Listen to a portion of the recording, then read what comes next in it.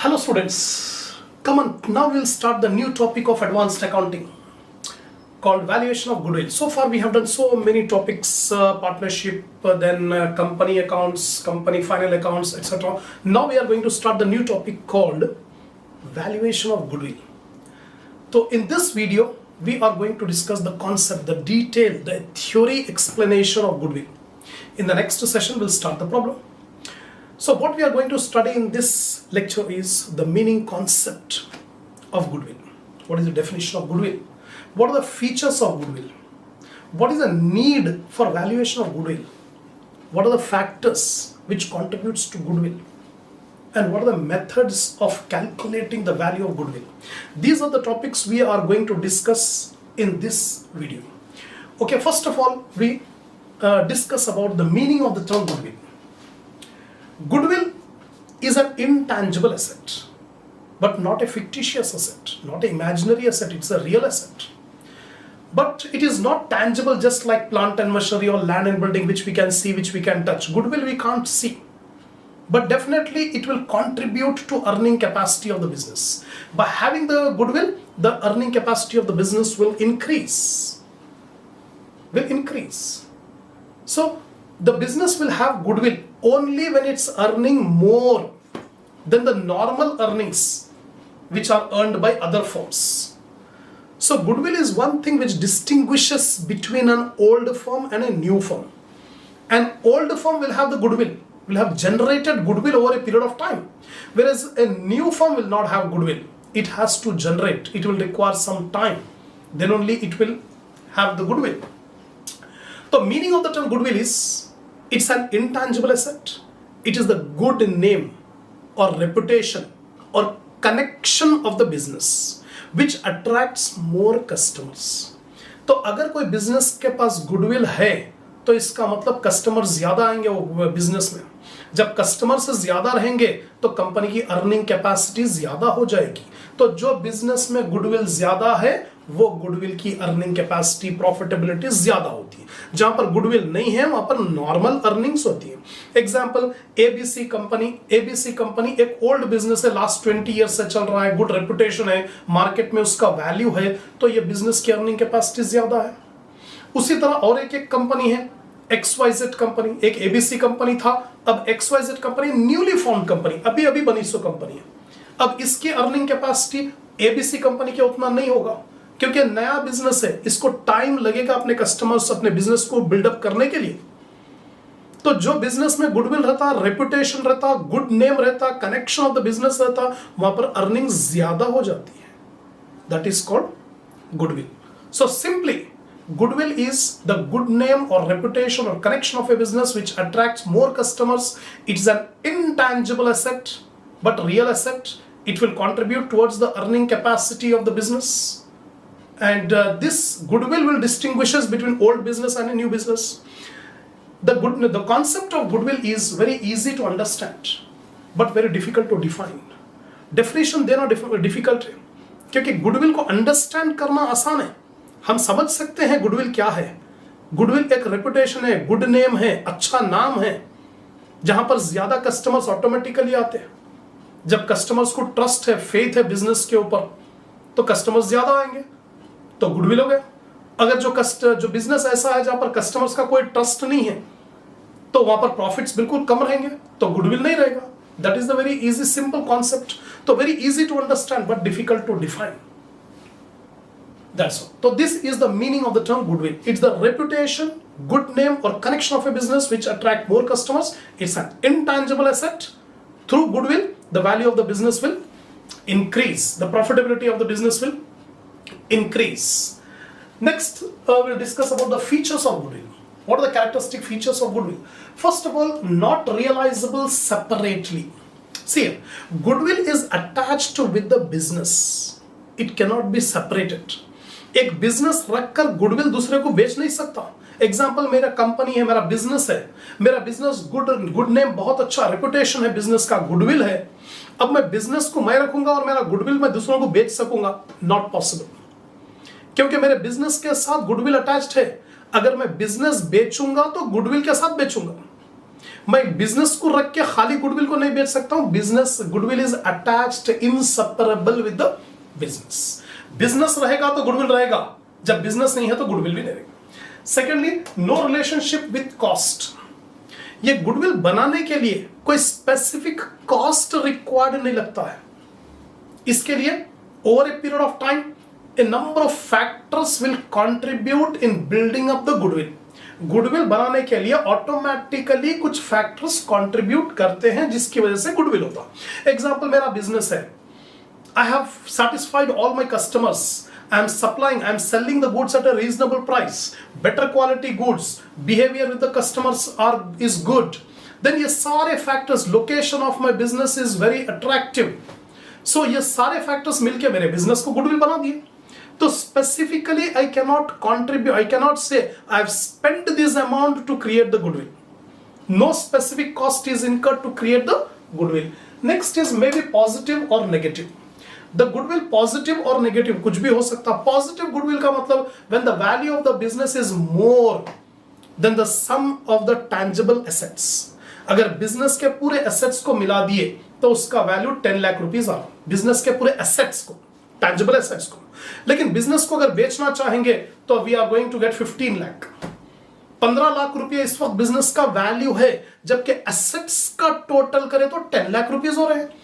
तो एक्सेस 5 लाख रुपए जो वैल्यू है वो पॉजिटिव गुडविल है. That is positive goodwill. Similarly negative goodwill कब होगा? Suppose the total of the assets value is 10 lakh but the saleable value, realisable value of the business is only 8 lakh. अगर मैं बिजनेस बेचूं तो मेरे को 8 लाख रुपए आ सकते, जबकि मेरे एसेट्स का टोटल करें तो 10 लाख रुपीस हो रहा है. That means my business will have negative goodwill. Next one is fluctuates from time to time.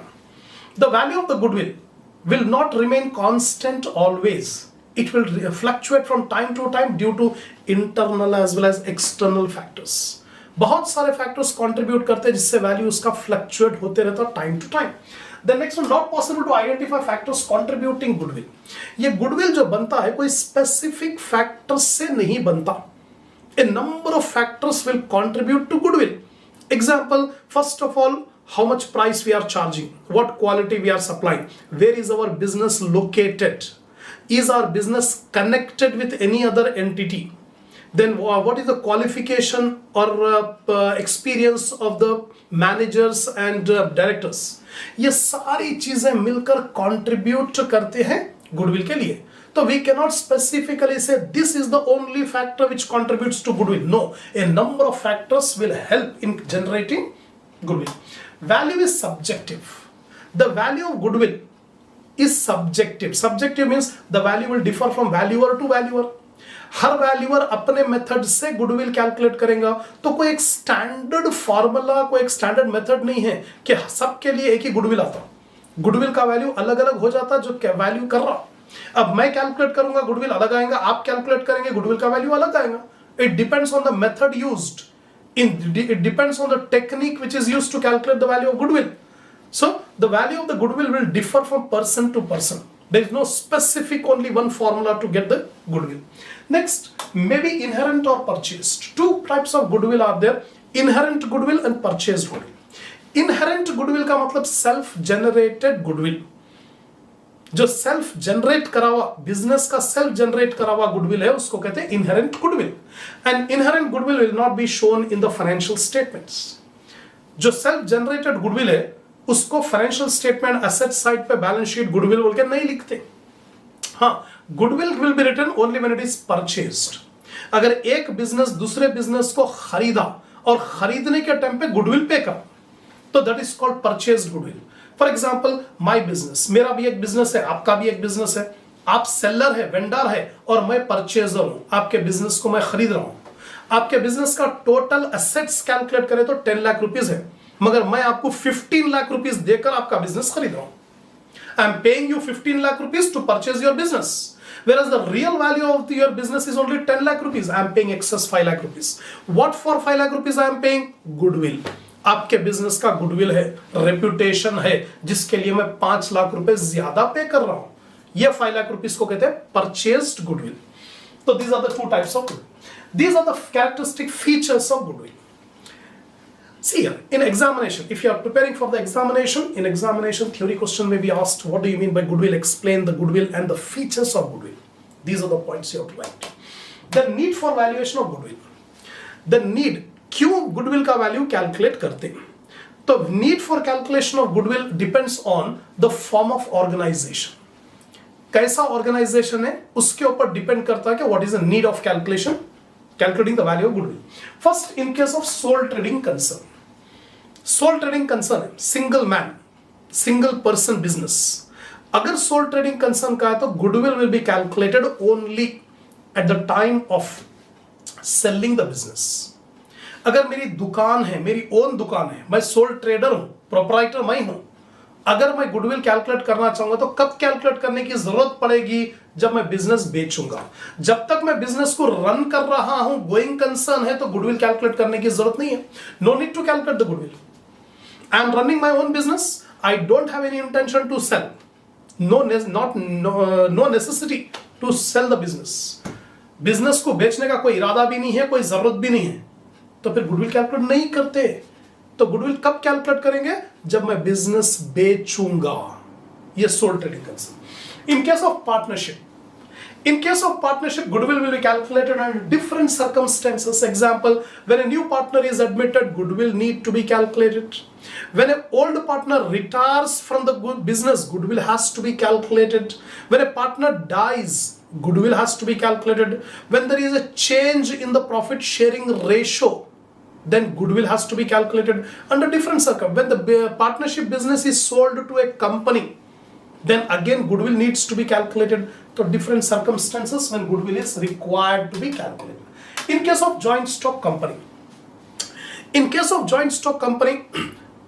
when there is amalgamation between two or more companies, अगर दो या दो से ज्यादा कंपनी अमालगमेट हो रहे हैं, मिल रहे हैं, मर्ज हो रहे हैं, तो गुडविल का रिक्वायरमेंट है. उसी तरह one company is absorbing another company, इसको एब्सॉर्प्शन कहते हैं. For example, ABC company is acquiring the business of XYZ company. XYZ company बिक जा रही है, बेच दे रही है, और वो एसेट्स से लायबिलिटी एक्सवाइजेड कंपनी है खरीद रहा एबीसी कंपनी. इसको एब्सॉर्प्शन कहते हैं. तो at the time of absorption there is a need of calculating the goodwill. If one company wants a controlling interest in another company, एक कंपनी दूसरे कंपनी में कंट्रोलिंग इंटरेस्ट एक्वायर करना चाह रहा है, एक्विजिशन बोलते हैं उसको, और एक्विजिशन के टाइम पे again there is a need of calculating the goodwill. Similarly, if some of the undertakings are taken over by the government, nationalization, अगर nationalization हो रहा, गवर्नमेंट अंडरटेक कर रहा, परचेस कर ले रहा है कोई बिजनेस को, तो फिर again there is a need of calculating the goodwill. So these are the circumstances where there is a need for calculating the goodwill. Next comes factors affecting the value of goodwill. ये factors कौन से factors को consider करना पड़ता है goodwill calculate करने के लिए? 3 factors. First, expected profit to be earned. Profit कितना एक्सपेक्ट कर सकते हैं फ्यूचर में अर्न करने के लिए. कैपिटल रिक्वायरमेंट, बिजनेस का कैपिटल रिक्वायरमेंट कितना है. Thirdly, possibility of transfer of goodwill, goodwill को ट्रांसफर कर सकते हैं क्या बिजनेस के साथ. ये फैक्टर्स कंसिडर करते हैं while calculating goodwill. Next comes methods of valuing goodwill. अभी तक जो पढ़े थे सब theory, only theoretical part we have discussed.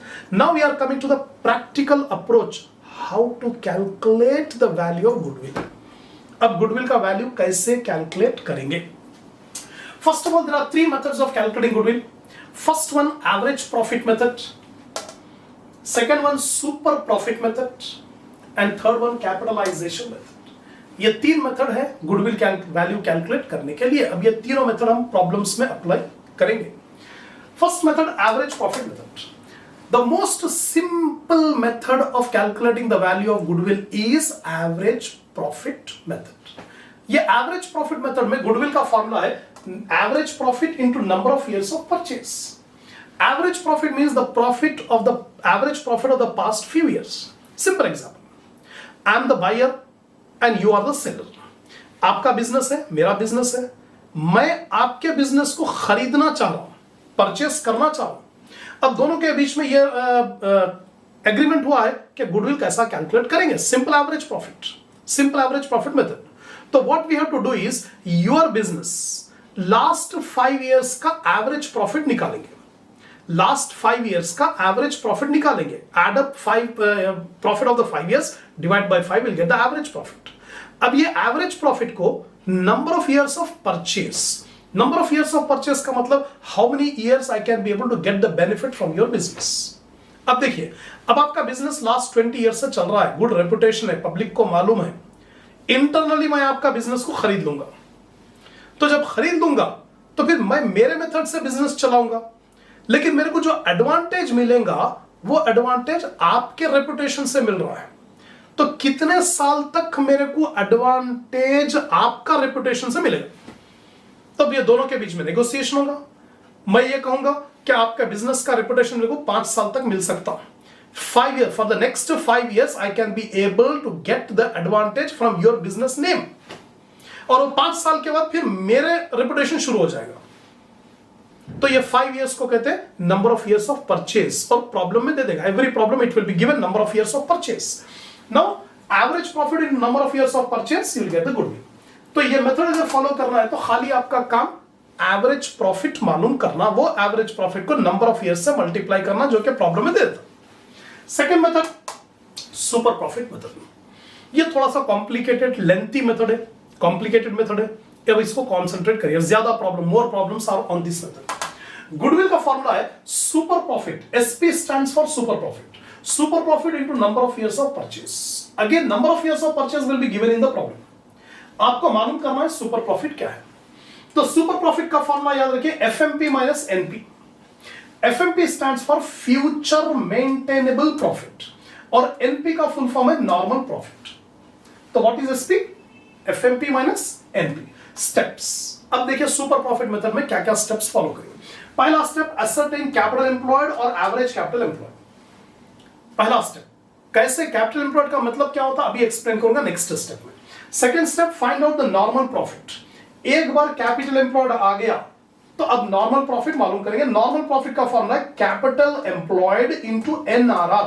NRR का फुल फॉर्म है normal rate of return, will be given in the problem. ये NRR प्रॉब्लम में देता। अब आपको टेंशन लेने की जरूरत नहीं है, NRR मिल गया। कैपिटल एम्प्लॉयड आप कैलकुलेट करेंगे तो capital employed into NRR is equal to NP। Ascertain FMP। FMP का फुल फॉर्म है फ्यूचर मेंटेनेबल प्रॉफिट। ये हमको मालूम करना है क्या है FMP, आगे देखेंगे। Find out super profit. अब एक बार NP और FMP आ गया तो SP मालूम करेंगे। SP का फॉर्मूला यहां पर है, देखिए SP is equal to FMP minus NP। तो once if you have calculated FMP and NP you can be able to get SP super profit. Then super profit is equal to FMP minus NP। Apply the following formula of goodwill. तो goodwill का formula क्या है? Goodwill is equal to SP super profit into number of years of purchase. जो भी super profit आया उसको number of years of purchase जो कि प्रॉब्लम में दे देता, that will be multiplied to get the value of goodwill. ये मेथड को कहते हैं सुपर प्रॉफिट मेथड। अब ये सुपर प्रॉफिट मेथड के लिए दो चीजों का होना जरूरी है, एक FMP एक NP। और NP मालूम करने के लिए आपको कैपिटल एम्प्लॉयड चाहिए। नॉर्मल प्रॉफिट मालूम करने के लिए क्या चाहिए? Capital employed. अब कैपिटल एम्प्लॉयड और एवरेज कैपिटल एम्प्लॉयड के बारे में अभी डिस्कस करूंगा मैं। NRR प्रॉब्लम में देता, तो पहले कैपिटल एम्प्लॉयड मालूम करेंगे, उसको NRR से मल्टीप्लाई करेंगे तो NP आ जाएगा, फिर FMP कैलकुलेट कर लेंगे। FMP और NP आ गया तो easily you can find out super profit, और सुपर प्रॉफिट आ गया तो multiply super profit with number of years of purchase to get the goodwill, that's all. अब ना फाइंडिंग कैपिटल एम्प्लॉयड, तो सब में पहला स्टेप आपको कैपिटल एम्प्लॉयड मालूम करना। तो कैपिटल एम्प्लॉयड मालूम करने के लिए we take all the assets at their agreed values. Problem में अगर एग्रीड वैल्यूज नहीं दिया तो balance sheet values. Example, balance sheet में प्लांट एंड मशीनरी 1 लाख है और एडजस्टमेंट में बता रहा कि present correct value of land and building is 1,50,000। तो बैलेंस शीट का 1 लाख नहीं लेंगे, एग्रीड वैल्यू 1,50,000 लेंगे। हाँ, अगर एग्रीड वैल्यू नहीं दिया तो बैलेंस शीट में जो भी है वही वैल्यू लेंगे। तो will take all assets at their agreed values except goodwill, fictitious assets and non trade investment. Remember this point. तो जिस ऑर्गेनाइजेशन का हम गुडविल मालूम कर रहे हैं वो ऑर्गेनाइजेशन के पूरे एसेट्स लेंगे except 3 assets. What are the 3 assets we should not take? Goodwill. अगर एसेट साइड के ऊपर गुडविल दिया तो नहीं लेंगे, उसके साथ साथ next one fictitious asset, imaginary asset, imaginary asset like preliminary expenses और discount on issue of debentures, अगर ये दिया तो नहीं लेंगे। Thirdly non trade investments, investments in government securities, investment in government security is called non trade investment. ये तीन assets को छोड़कर बाकी के सारे एसेट्स लेंगे। ये टोटल हो गया सारे assets. Less agreed value of liabilities, outside liability. अब लायबिलिटीज दो रहते हैं, एक इंटरनल लायबिलिटी, एक आउटसाइड लायबिलिटी। इंटरनल का मतलब owners liability, business point of view से शेयर कैपिटल है, रिजर्व्स है, ये आउटसाइड लायबिलिटी नहीं कहते इसको। हाँ, डिबेंचर्स है, आउटस्टैंडिंग एक्सपेंसेस है, सन्ड्री क्रेडिटर्स है, बिल्स पेबल। तो example of outside liabilities are sundry creditors, bills payable, outstanding expenses, debentures, loan. ये एग्जांपल है आउटसाइड लायबिलिटी। रिजर्व्स है तो आउटसाइड लायबिलिटी नहीं है, कैपिटल आउटसाइड लायबिलिटी नहीं है। तो ये सारी चीजें आउटसाइड लायबिलिटी माइनस। तो again I repeat, take all assets except 3 assets. Goodwill don't take, fictitious assets don't take, non-trade investment that is government securities don't take. Remaining all assets you take the total. Outside liability को minus कर देंगे तो capital employed आ गया। अब capital employed के बाद अगर average capital employed मालूम कर सकते हैं तो मालूम करो, अगर इंफॉर्मेशन है तो मालूम करेंगे। तो what is average capital employed? Opening capital employed plus closing capital employed divided by 2। Beginning of the year, for example 1st January 2015, 1st January 2015 को 10 lakh rupees opening capital employed है। एंड ऑफ द ईयर में 15 लाख। तो साल के शुरू में 10 लाख रुपए capital employed, साल के एंड में 15 लाख रुपीस कैपिटल एम्प्लॉयड। तो एवरेज कैपिटल एम्प्लॉयड मालूम करने के लिए 10 lakh plus 15 lakh divided by 2। तो 10 lakh plus 15 lakh divide by 2, 12,50,000 ये आ गया। ये एक मेथड है एवरेज कैपिटल एम्प्लॉयड मालूम करने का, लेकिन कई प्रॉब्लम्स में ओपनिंग कैपिटल एम्प्लॉयड नहीं देता। Opening capital beginning of the year capital employed नहीं देता। तो अब एवरेज कैपिटल एम्प्लॉयड कैसा मालूम करेंगे? Take the closing capital employed, from that deduct half of the current years profit. Here I give average capital employed is equal to capital employed at the end of the year minus half of the profit earn during the year, then we get average capital employed. तो पहला method opening capital employed plus closing capital employed divide by 2, लेकिन ये method adopt नहीं करेंगे क्योंकि opening capital problem में नहीं देता। Second method closing capital employed मालूम कर लेंगे, उसमें से half of the profit earn during the year minus कर देंगे तो एवरेज कैपिटल एम्प्लॉयड आ जाएगा। ये हो गया। Next one is FMP. FMP का मतलब future maintainable profit, the past average profit adjusted for future changes. Definition देखिए, the past average profit adjusted for future changes. हम एफएमपी मालूम करने के लिए पहले past average profit, current year जो भी है, इससे पहले के 5 साल का एवरेज प्रॉफिट मालूम कर लिए। एग्जांपल बता रहा हूं मैं, 5 साल एग्जांपल, 5 साल का एवरेज प्रॉफिट मालूम कर लिए। मालूम करने के बाद अब इसको एडजस्ट करना है फ्यूचर चेंजेस। अब आने वाले साल में कुछ इनकम्स होने वाले हैं तो उसको ऐड करेंगे, एक्सपेंसेस अगर होने वाले हैं तो माइनस करेंगे, अगर एक्सपेंसेस नहीं होने वाले हैं तो ऐड करेंगे, इनकम्स नहीं होने वाला है तो माइनस करेंगे। तो फ्यूचर में क्या होगा ये एक्सपेक्ट करके वो पास्ट एवरेज प्रॉफिट को एडजस्ट करेंगे। एग्जांपल, प्रीवियस ईयर में एक 10,000 रुपीस का प्रॉफिट होता था जो नॉन रिकरिंग है, फ्यूचर में होने वाला नहीं है, माइनस कर दो उसको। उसी तरह पास्ट में कुछ 5,000 रुपए के एक्सपेंसेस हो रहे थे लेकिन फ्यूचर में वो एक्सपेंसेस नहीं होंगे तो ऐड कर दो उसको, प्रॉफिट में ऐड कर दो। इस तरह फ्यूचर चेंजेस जो भी होंगे उसको एडजस्ट करेंगे past average profit, then will get FMP, future maintainable profit. For calculating FMP we take the average profit of past few years. If the profits are fluctuating take simple average. अब देखिए, ये FMP मालूम करने के लिए, future maintainable profit मालूम करने के लिए हमको पहले पास्ट एवरेज प्रॉफिट चाहिए। तो पास्ट एवरेज प्रॉफिट मालूम करने के लिए we have simple average and weighted average. अगर प्रॉफिट्स फ्लक्चुएट हो रहे, अगर प्रीवियस 5 इयर्स के प्रॉफिट्स कंप्लीटली फ्लक्चुएट हो रहे, कभी कम हो रहा कभी ज्यादा हो रहा, फ्लक्चुएट अगर हो रहा तो simple average, add up all the profits divided by number of years. 5 साल के प्रॉफिट है, तो पूरे 5 साल के प्रॉफिट ऐड कर दो, डिवाइड बाय 5 कर दो, सिंपल एवरेज आ गया। कब अप्लाई करेंगे? If the profits are fluctuating, right? If the profits are showing an increasing or decreasing trend, take weighted average profit.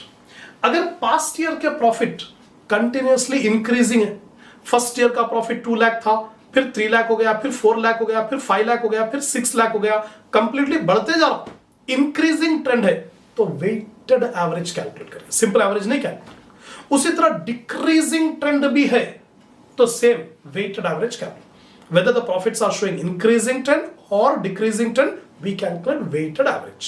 If the profits are fluctuating, then we calculate simple average. Last one, capitalization method.